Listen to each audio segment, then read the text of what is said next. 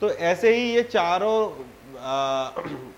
12 की 12 राशियां, ये अलग अलग अलग अलग दिशाओं का कंट्रोल है इसके पास।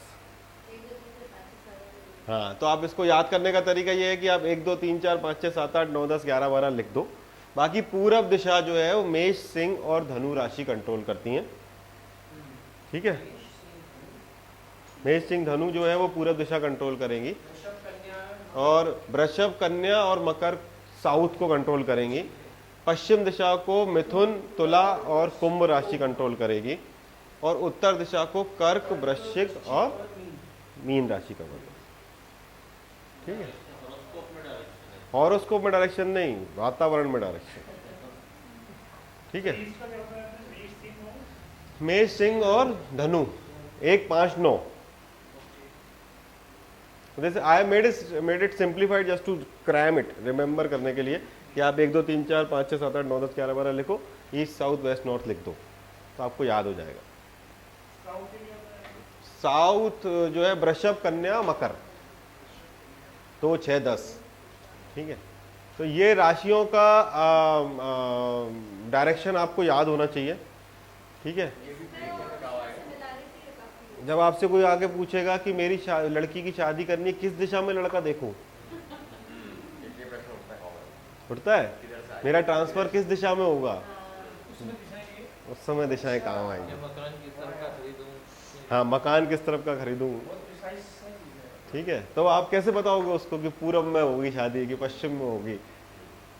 ठीक है, तो वो मैं बिजनेस करने किस दिशा में जाऊं, मैं विदेश जाना चाहता हूं तो गल्फ में जाऊं कि यूरोप में जाऊं, या मैं बेंगलोर जाना चाहूं सूट होगा कि नहीं होगा, ऐसे प्रश्न आपसे आएंगे। ठीक है, तो पूरब दिशा जो है मेष, सिंह, धनु,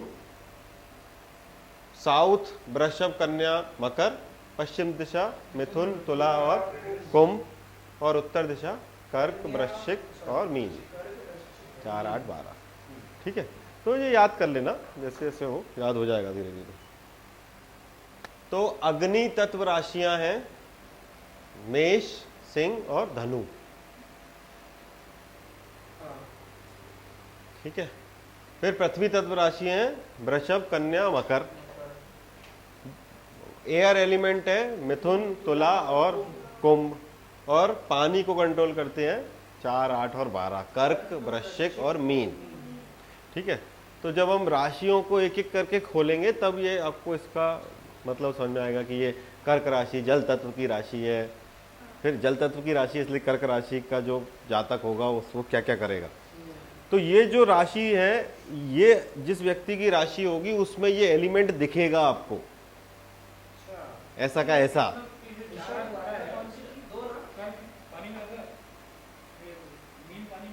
हाँ, वृश्चिक भी जल तत्व राशि है, स्कॉर्पियो।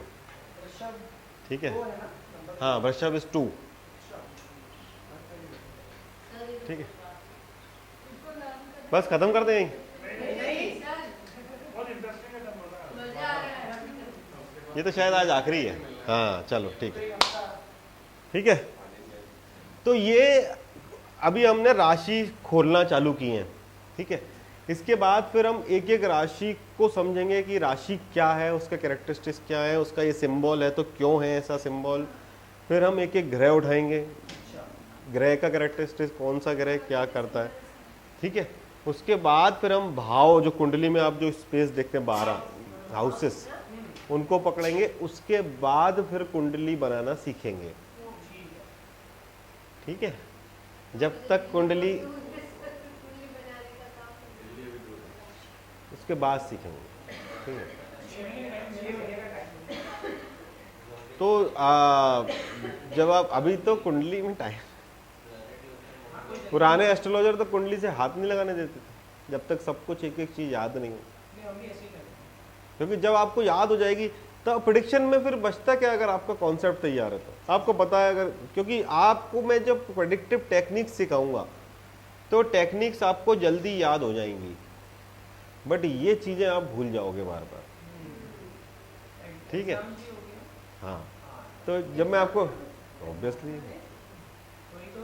ठीक है। तो जब मैं आपको टेक्निक सिखाऊंगा कि भाई ये जैसे मैंने बोला सीए फलाना, सीए कैसे बनना, इंजीनियर कैसे बनना, डॉक्टर, ये आप जल्दी सीख जाओगे, because it will give you a lot of interest, है ना, आपको इंटरेस्ट बहुत आएगा। फिर आप देखोगे अच्छा सौरभ जी सीए, इनकी कुंडली खोलो, इनकी कुंडली लगवाओगे, अपने पापा की लाओगे, भैया की लाओगे, ठीक है। तो सब ऐसे ही दिखने लगेंगे, ये सीए है तो मंगल शनि है, कोयले का काम कर रहा है तो उसका शनि प्रधान होगा, ठीक है। तो ये सब आपको दिखने लगेगा, बट आप लंबे समय तक प्रेडिक्शन तभी कर पाओगे जब आपका बेस जो है वो स्ट्रॉन्ग। जब आपका बेस स्ट्रॉन्ग रहेगा तो आपको चीज़ें कम याद करनी पड़ेंगी, अगर आपको ये चीज़ें ढंग से याद रहेंगी तो। नहीं तो फिर 7 लाख श्लोक तो याद नहीं कर सकते।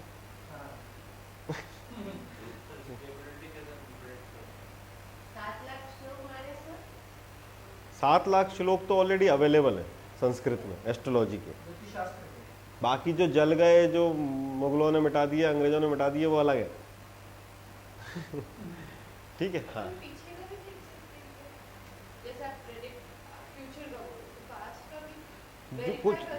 कुछ एस्ट्रोलॉजर देख पाते हैं जिनको शक्ति होती है। मैं ये देख पाता हूँ कि अच्छा है कि बुरा था, अच्छा था कि बुरा था, बट मैं वो नहीं देख पाता एज एन एस्ट्रोलॉजर कि क्या था।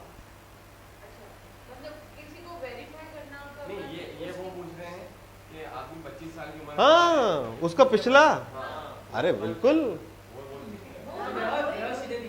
बिल्कुल बिल्कुल बिल्कुल, मैं पिछले जन्म की बात कर रहा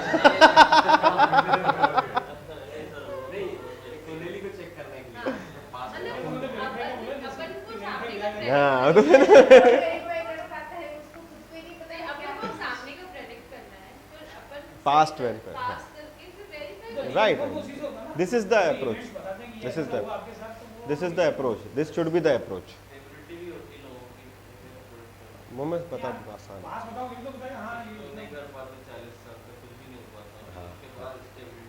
हाँ हाँ हाँ हाँ, वो अपन जब नेक्स्ट क्लास पढ़ेंगे तो उसमें प्लैनेट्स की उम्र बताऊंगा आपको, इन सब की उम्र भी है, ठीक है, हर प्लैनेट की। वो प्लैनेट की उम्र के हिसाब से वो प्लैनेट अपने रिजल्ट देता है।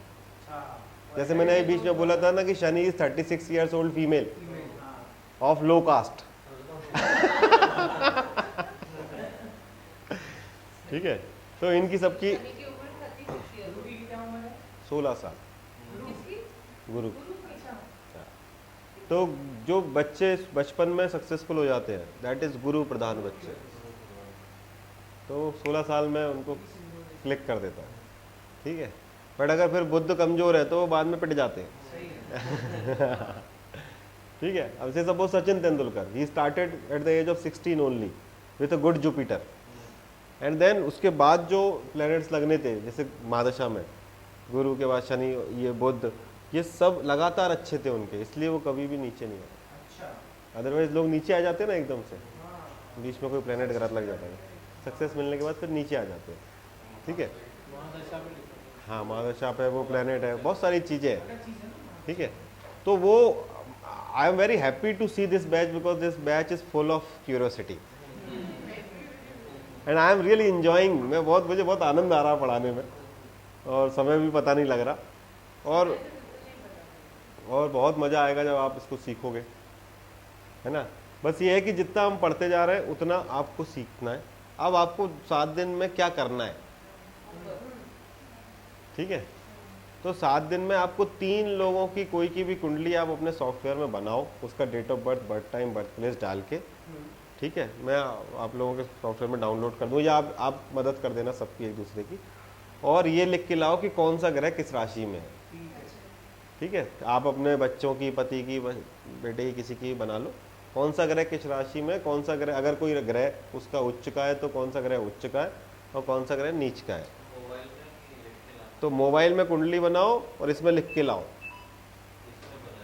हाँ, इसमें बना, इसमें लिख कर लाओ, उसका date of birth, birth time, birth place लिख देना, और उसका चार्ट बना देना कि ये मेष राशि में सूर्य है फलाना, इसमें ये 9 की 9 प्लैनेट, इसमें ये प्लैनेट उच्च का है, ये नीच का है। तो फिर हम उसको यहाँ पर लगाएंगे, हम देखेंगे कि आपने कितना सही किया, कितना गलत किया, ठीक है। This is the homework.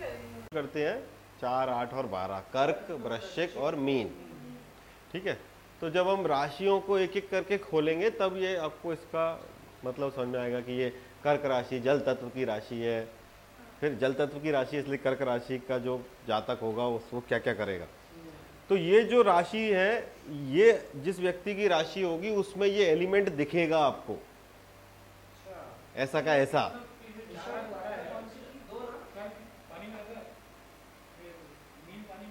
हाँ, वृश्चिक भी जल तत्व राशि है, स्कॉर्पियो, ठीक है। हाँ, वृषभ इज 2, ठीक है। बस खत्म कर दें यहीं।